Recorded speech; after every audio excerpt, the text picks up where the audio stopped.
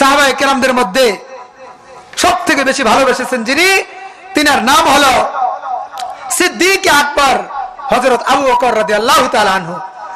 তিনি কেমন ভালোবাসেন একটা एग्जांपल নেন।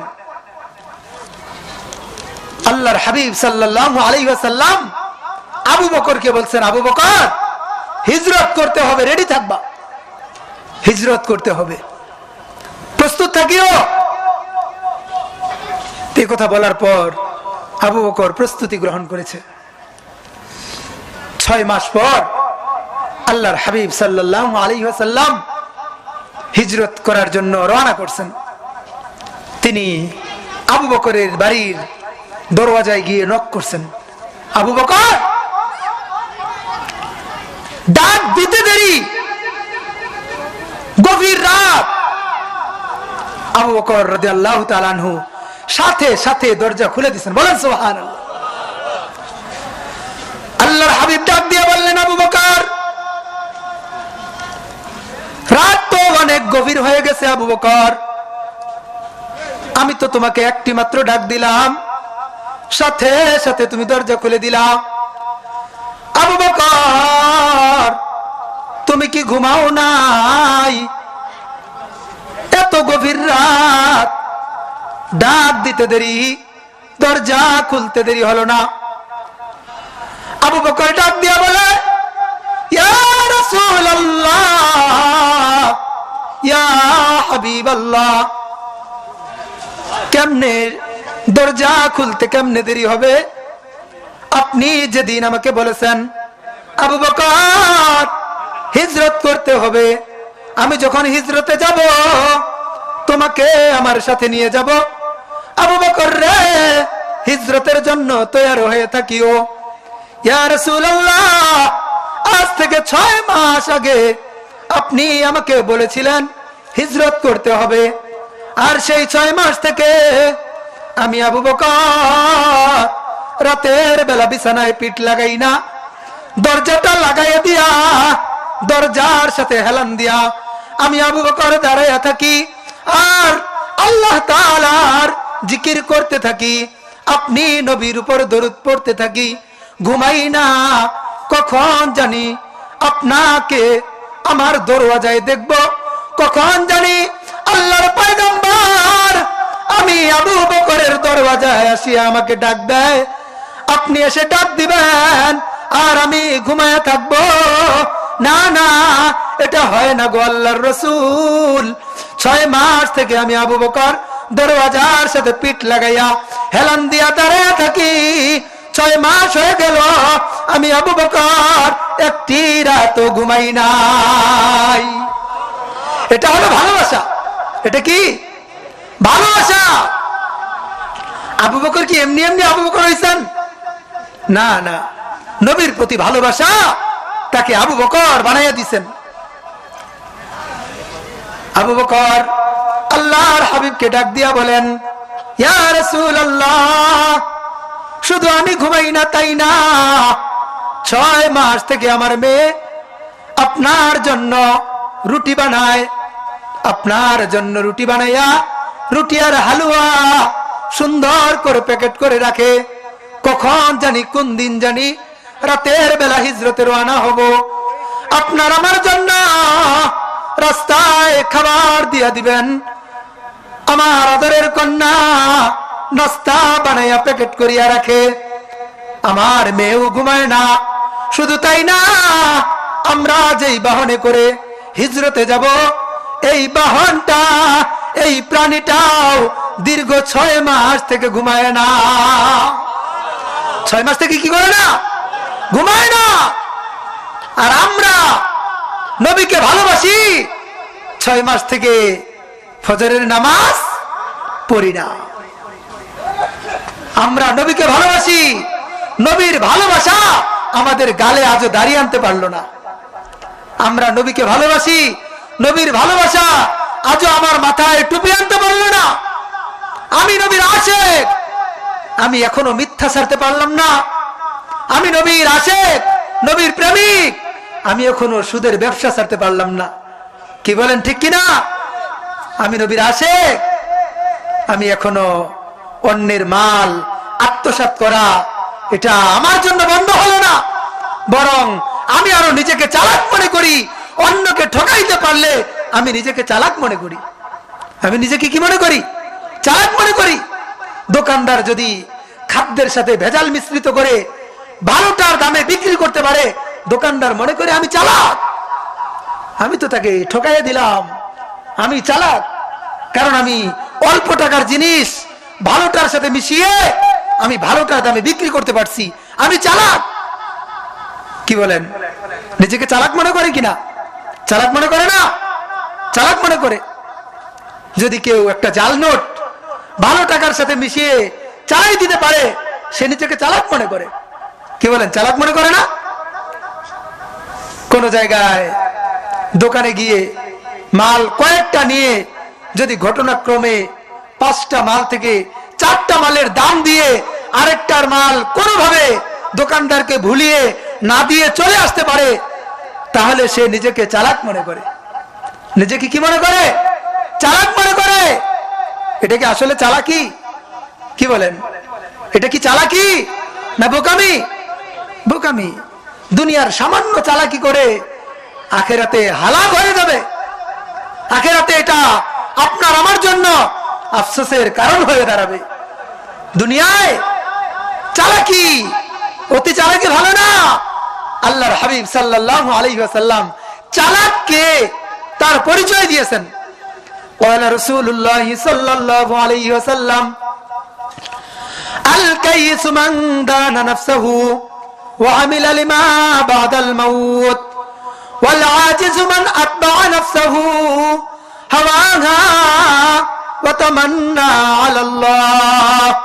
আল্লাহর হাবিব বলেন, হে আমার উম্মত, দুনিয়ার মধ্যে সবথেকে চালাক, সবথেকে বুদ্ধিমান, সবথেকে জ্ঞানী ওই বান্দাটা, সবথেকে বেশি জ্ঞানী আর বুদ্ধিমান চালাক যেই বান্দাটা দুনিয়ার স্বল্প হায়াতটাকে কাজে লাগাইয়া সে চিন্তা করে, আমি যদি জিকির করি তবুও আমার হায়াত শেষ হয়ে যাবে, আমি যদি জিকির না করি তবুও হায়াত ফুরিয়ে যাবে, আমি যদি কোরআন তেলাওয়াত করি আমার হায়াত ফুরিয়ে যাবে, আমি যদি কোরআন তেলাওয়াত না করি আমার হায়াত ফুরিয়ে যাবে। বলেন ঠিক কিনা? আমি যদি নামাজ পড়ি আমার হায়াত ফুরিয়ে যাবে, আমি যদি নামাজ না পড়ি তবুও আমার হায়াত ফুরিয়ে যাবে। এজন্য ওই ব্যক্তি চালাক যেই ব্যক্তিটা দুনিয়ার এই স্বল্প হায়াত থেকে কাজে লাগাইয়া নেক আমল গুছাইয়া সুন্দর একটা আমল নামা তৈরি করতে পারে, দুনিয়ায় থেকে আখিরাতের সামানা গুছাইতে পারে। প্রকৃত চালাক হলো সেই ব্যক্তি। প্রকৃত চালাক ওই ব্যক্তি যেই ব্যক্তি দুনিয়ার এই অল্প এই স্বল্প হায়াতকে কাজে লাগায় আখিরাতের চিরস্থায়ী আখিরাত তার দামি বানায় নিতে পারে। ওই ব্যক্তি হলো প্রকৃত চালাক। আসল চালাক, মূল চালাক হলো সেই ব্যক্তি। বলেন ঠিক কিনা? মুহতারাম হাজিরিন, আবু বকর নবীকে ভালোবাসতো। নবীকে নিয়ে আবু বকর রওনা করলেন। রওনা করতে করতে আবু বকর একবার ডানে যায়, আরেকবার বামে যায়, আরেকবার সামনে যায়, আবার পিছনে যায়। আল্লাহর হাবিব জিজ্ঞেস করলেন, আবু বকর বুঝলাম না, একবার ডানে যাও আর একবার বামে যাও, আর একবার সামনে যাও আবার পিছনে যাও, কারণ কি?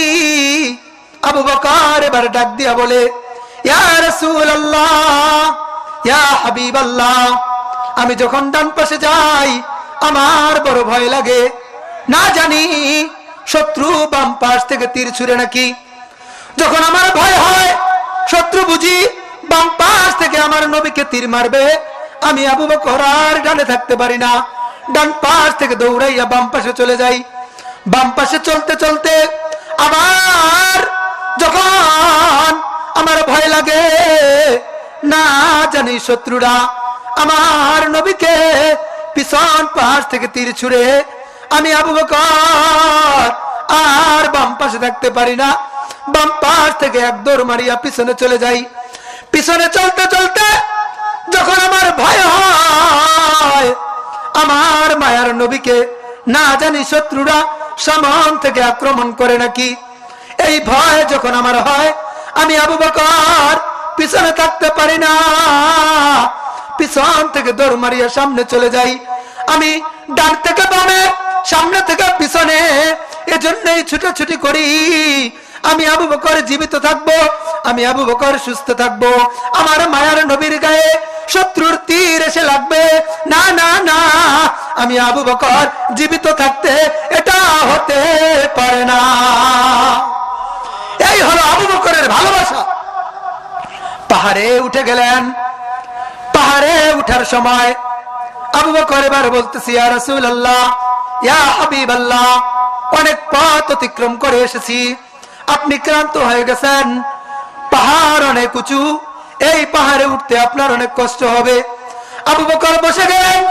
বসে গিয়ে মায়ার নবী, ভালোবাসার নবী, প্রেমের নবী আল্লাহর হাবিবকে বললেন, ইয়া রাসূলুল্লাহ, ইয়া হাবিবাল্লাহ, আপনি আমি আবু বকরের কাঁধে উঠেন, আমি আবু বকর আপনাকে পাহাড়ের উপরে উঠে নিব।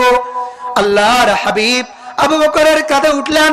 আবু বকর উঁচু পাহাড়ে আপনার আমার দয়ার নবী, মায়ার নবী মুহাম্মদুর রাসূলুল্লাহ সাল্লাল্লাহু আলাইহি ওয়াসাল্লামকে নিয়ে পাহাড়ের উপরে উঠলেন। পাহাড়ে উঠার পরে এবার গর্তে নামবেন। আল্লাহর হাবিব গর্তে যখন নামবেন, আবু বকর বলল, ইয়া রাসূলুল্লাহ, আমি আগে গর্তে নামবো, আপনি একটু দাঁড়ান, আমি আগে গর্তে যাই। আল্লাহর হাবিব জিজ্ঞেস করল, আবু বকর, তুমি কেন আগে গর্তে যাবা, কারণ কি? আবু বকর বলল, ইয়া রাসূলুল্লাহ, পড়েছে চেহারার উপরে, এজন্যই পড়েছে। আবু বকরের চোখ তো আল্লাহর হাবিবের চেহারার উপরেই ছিল। চোখ থেকে যখন অশ্রু ফোঁটাটা ঝরে পড়ল, আল্লাহর হাবিবের চেহারার উপরেই পড়ল। আল্লাহর হাবিবের চেহারায় যখন আবু বকরের চোখের অশ্রু পড়ল, সাথে সাথে আল্লাহর নবীর ঘুম ভেঙে যায়। আল্লাহর হাবিব ঘুম থেকে জাগ্রত হয়ে যখন দেখলেন আবু বকরের চোখ থেকে পানি, আল্লাহর হাবিব উঠে বসলেন। বসে জিজ্ঞেস করলেন, আবু বকর, কান্না করো কেন? কি হয়েছে তোমার? কি সমস্যা তোমার? তোমার চেহারা এমন দেখায় কেন? আর তুমি কান্না করতেছো কেন? এবার আবু বকর ডাক দিয়া বলে, ইয়া রাসূলুল্লাহ, মাফ করবেন ও আল্লাহর রাসূল, আমি আপনার ঘুম ভাঙাইতে চাই নাই। ইয়া রাসূলুল্লাহ, আপনি আর আমি যখন গর্তের মধ্যে আসলাম, গর্তের সমস্ত ছিদ্রগুলা আমার কাপড় দিয়ে বন্ধ করে দিলাম। কাপড় দিয়ে বন্ধ করে দেওয়ার পর সমস্ত গর্ত বন্ধ করা সম্ভব হয়েছে। ইয়া রাসূলুল্লাহ, একটা গর্ত বন্ধ করা সম্ভব হয় নাই। ওই গর্তের মধ্যে আমার পাটা দিয়ে রাখছিলাম। ও আল্লাহর রাসূল, আমার মনে হয় বিষাক্ত কোন সাপ আমার এই পায়ের মধ্যে দংশন করতেছে, পায়ের মধ্যে সবল মারতেছে। কিন্তু ইয়া রাসূলুল্লাহ, আমি ওই পা সরাইতেছি না, বারংবার সাপ আমাকে দংশন করতেছে। আল্লাহর হাবিব বলল, আবু বকর, বিষাক্ত সাপ তোমাকে দংশন করলো, কিন্তু তুমি আমাকে ডাকলা না কেন? আল্লাহর হাবিব যখন এই প্রশ্ন করে, আবু বকর বলে, ইয়া রাসূলুল্লাহ, ইয়া হাবিবাল্লাহ, বলেন না আমি আপনাকে কেমন করে ডাকি? যে আল্লাহ তাআলা এই আসমান আপনার জন্য সাজাইছে, জমিন আপনার জন্য সাজাইল, আপনাকে এত দামি বানাইল, আপনার শাফায়াত ছাড়া কারো কোনো উপায় থাকবে না।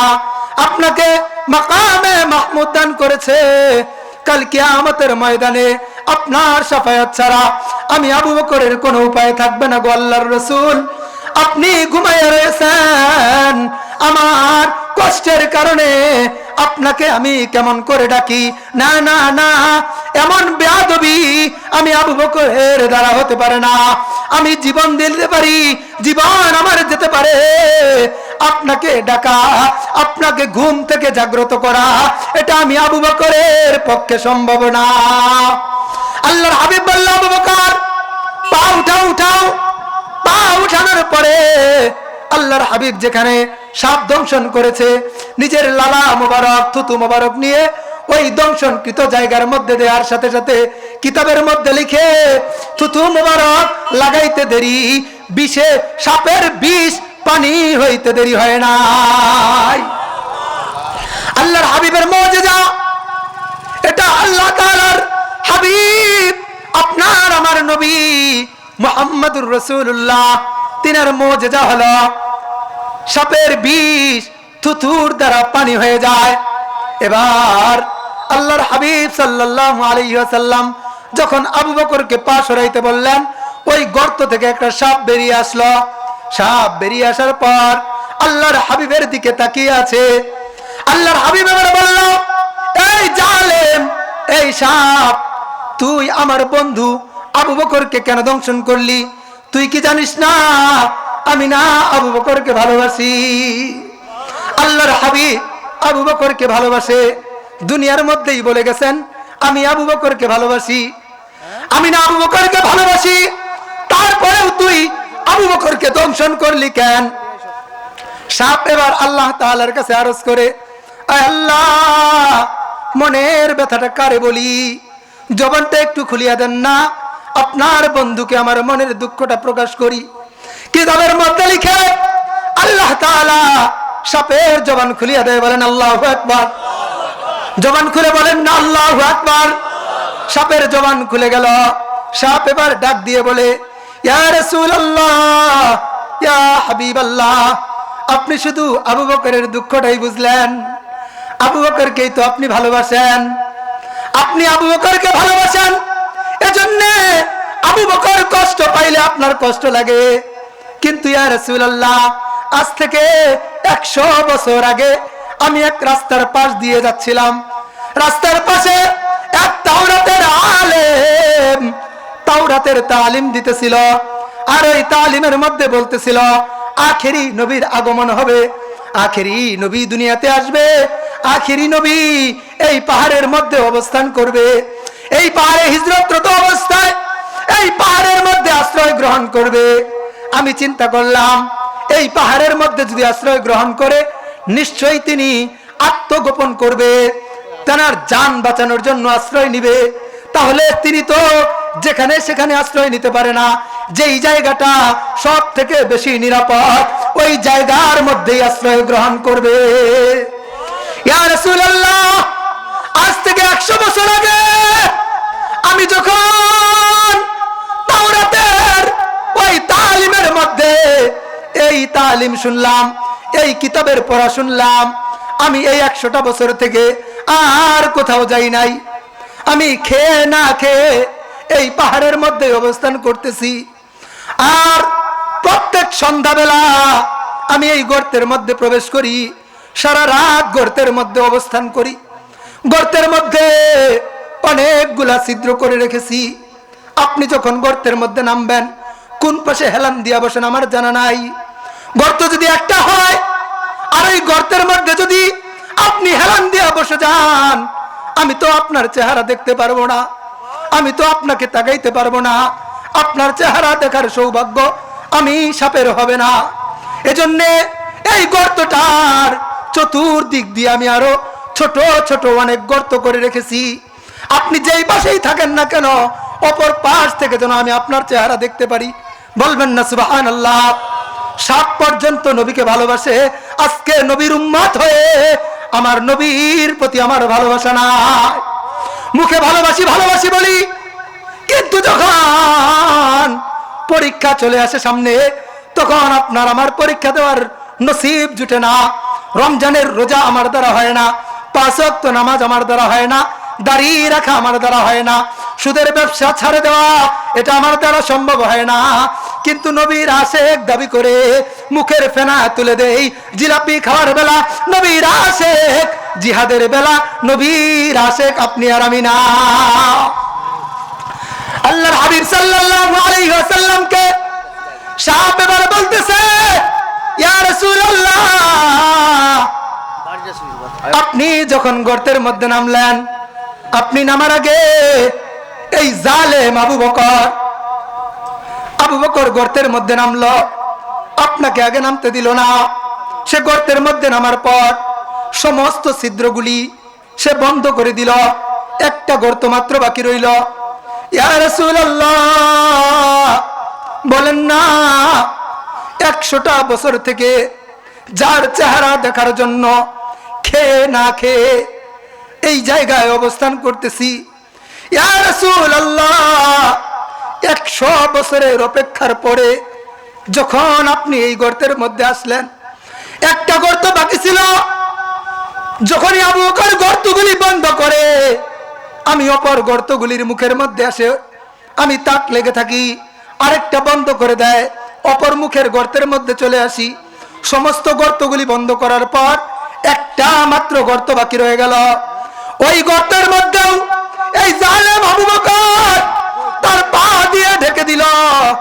আমি অনেকক্ষণ অপেক্ষা করতে লাগলাম, কখন আপনার বন্ধু আবু বকর পাটা সরাইয়া নিবে, আর এই গর্তের মুখ দিয়ে আমি আমার মায়ার নবীর চেহারাটা দেখবো। ইয়া রাসূলুল্লাহ, অপেক্ষা করতে করতে আমার এক পর্যায়ে অপেক্ষার বাঁধ ভেঙে গেল। আমি আর অপেক্ষা করতে পারলাম না, আর সহ্য করতে পারলাম না। আপনাকে দেখার ব্যাকুলতা, আপনার প্রেম আর ভালোবাসা আমাকে পাগল বানায়া দিল, আমাকে ব্যাকুল বানায়া দিল। আমি অস্থির হয়ে গেলাম, আমি আর সহ্য করতে পারতেছি না, আমি আর অপেক্ষা করতে পারতেছি না। এক পর্যায়ে গিয়ে নিরুপায় হয়ে আমি তো ওই ছিদ্রগুলি সরাইতে পারতেছি না, ওই ছিদ্রের মুখগুলি আমি খুলতে পারতেছি না।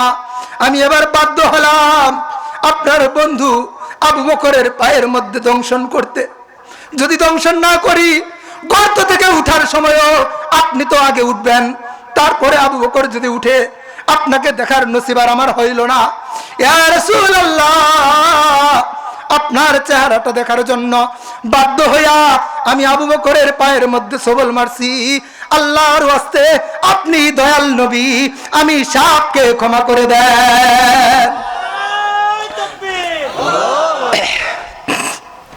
সাপ এবার যখন অশ্রু ভেজা ভাঙ্গা মন নিয়ে এই কথা আপনার আমার নবীকে বললেন, আবু বকর এবার বললেন, আহা, সাপ ও নবীর আশিক।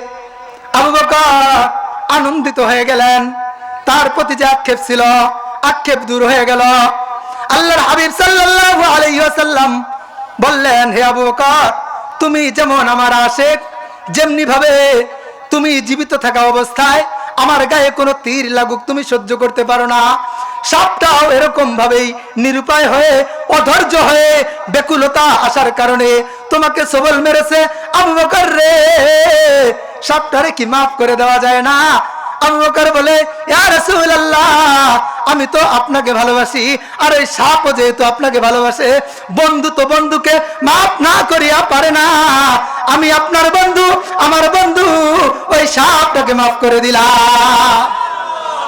मोहब्बत एक अजीब शय है, बया करना नामुमकिन है, न खाना है न पीना है, अजीब हालत हमारा है। मोहब्बत में मुसीबत है, ये कुदरत की हकीकत है। मोहब्बत में मुसीबत है, ये कुदरत की हकीकत है। जहाँ बारिश बरसती है, वहाँ बिजली चमकती है। मोहब्बत एक अन्य रकमेर जिनिस। যেই ব্যক্তি আল্লাহ তাআলাকে মহব্বত করে, ওই ব্যক্তির দ্বারা নামাজ পড়া কষ্টকর হয় না। কারণ ওই ব্যক্তি এটা জানে, আমার আল্লাহকে যদি সন্তুষ্ট করতে চাই, নামাজ পড়ার বিকল্প কোন রাস্তা আছে নাকি বলেন? নামাজ পড়া ছাড়া আল্লাহকে সন্তুষ্ট করা যাবে না। আল্লাহর হুকুম মানা ছাড়া আল্লাহ তাআলাকে সন্তুষ্ট করা যাবে না। আজকে মিশকাতুল